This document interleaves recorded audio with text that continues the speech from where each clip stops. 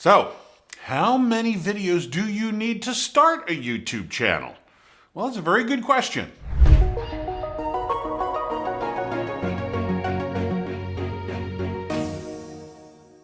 By the end of this video, you will know how many videos you will need to get started, but more importantly, all the things that you need to do ahead of time to make sure that your channel is good for the long haul, so that people keep returning to your business, becoming clients, becoming customers, and sustain it into the future.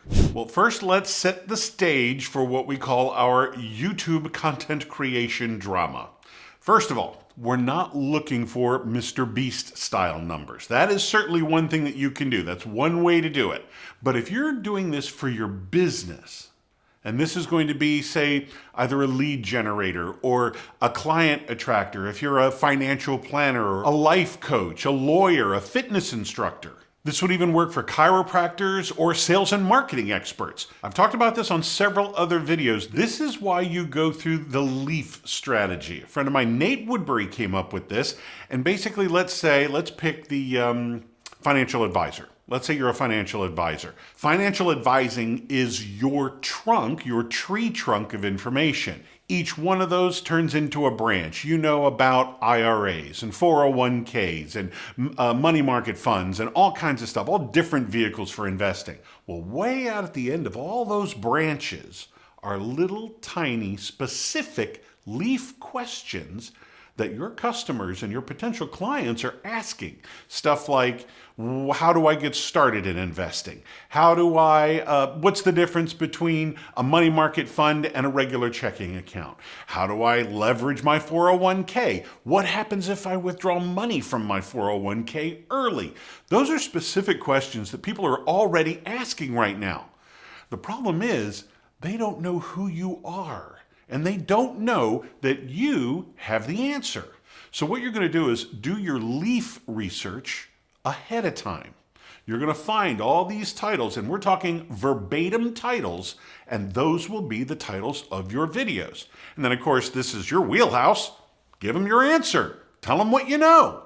And this is how you build long-term know, like, and trust. And also, people are going to be looking for these questions again and again and again. And folks will be finding your video again and again and again. The other analogy I like to use is, let's say they're on a cruise. They know they want to go on a cruise. They know they want to visit some tropical islands, maybe do a little hiking. Flowers are really important because you always hear about these tropical flowers wherever you go. Of course, beaches. Where would it be? If you're out in the islands, why wouldn't you have a beach? Stuff like that, but they don't specifically know which island they want to go to. So after a series of questions, they finally asked the internet, and they've gotten through, they've navigated a little bit, and they found exactly where they want to go. And there you are, already standing on the beach, waiting for them to put the flowers around their neck. And every time they ask a question, there you are on that beach with another necklace of flowers. Well, after a while, they start to see a pattern. Hey, this guy, this woman knows what they're talking about. Let's get connected with them. And that's what eventually brings you clients over time. Now, the beauty of this, especially for long-term success, is you do the video once and it's there for a very long time. And people are still asking these questions over time, and you are still popping up as the answer. So like I mentioned earlier, the Mr. Beast style, which is very valid. I mean, the guy's making bucks, right? But he had to come up with hundreds and then finally thousands of videos. Each one of them, the more that was a viral hit, the better. How often can you really hit a viral hit? Not very often. And after hundreds, if not thousands, if not hundreds of thousands, if not millions of views, he's making a lot of money on YouTube ad revenue. That is his business model. Your business model, as a business looking for clients and customers, it's very easy and not unheard of to have maybe 100, 150, maybe 200 views before you end up with a customer or client. Now, I'm sure you already know what's the lifetime value of your customer or client. That pays off a lot sooner than after hundreds of thousands of videos and millions of viewers. you can actually create a client a lot sooner than Mr. Beast. So it boils down to one quick question. Which is easier? Which is better? Revenue after hundreds of views or revenue after millions of views? How long is it going to take to get you either one? Well, actually, you know what? This morning I was checking my numbers.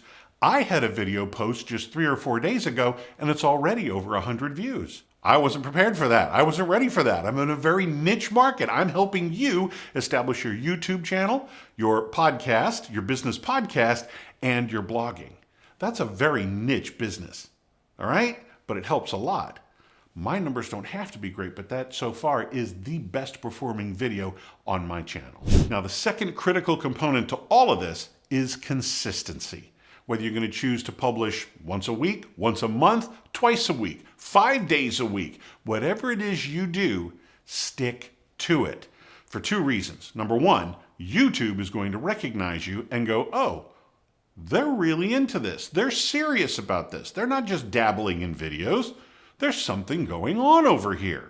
And they're going to start to give you a little bit of attention, and they're going to watch for a while, and then probably show you and share some YouTube love with you. And that's going to be an expansion to how many times you show up in search, or what's even better is how many times they recommend you. What happens if you have a video entitled, what happens if I withdraw early from my 401k? But somebody is out there searching, what happens if I make an early withdrawal from my 401k? Very close. But to YouTube and to search algorithms, it's not a perfect match. But eventually YouTube will make you as a recommendation to that question. And that's when you really start to show some numbers and take off. So all of this kind of adds up between the YouTube channel and your podcast and your blogging. This is what we do here at this channel. So if you're sitting here and you're on this road, okay, be sure to like and subscribe. You do not want to miss this stuff, because this is what we cover bit by bit, piece by piece in all of these videos to get you up and running. Now, how many actual videos do you need to start? Well, no matter what, you'll always start with one.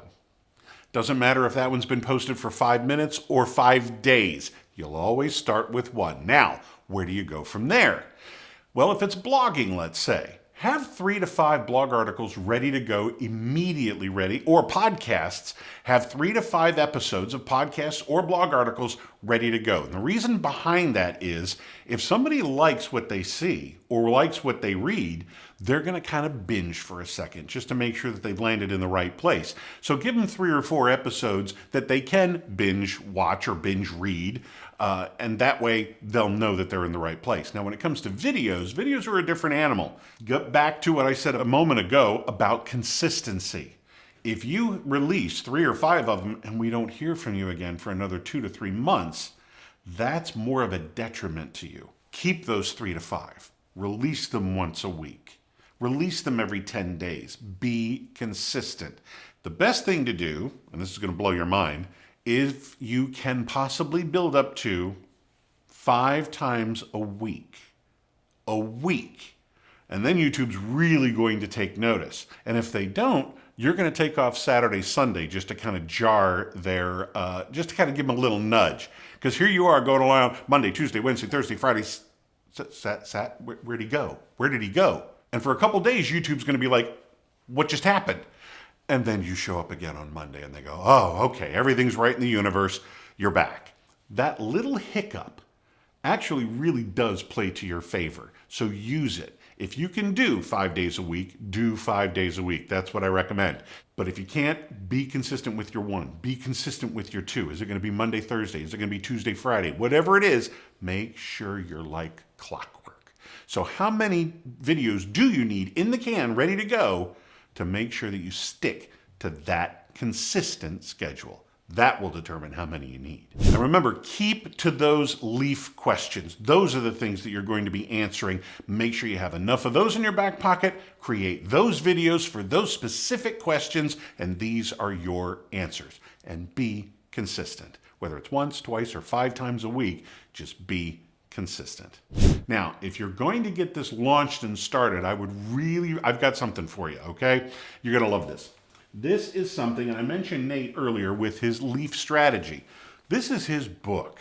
And this is a phenomenal book, A Hero's Guide to Influence on YouTube. This is what you will get started from beginning to end, soup to nuts, everything you need to know to get your business YouTube channel up and running. Click the link below, get yourself a copy, and get started today. I'm Nick Natarella with AdWise Creative. Thank you for watching.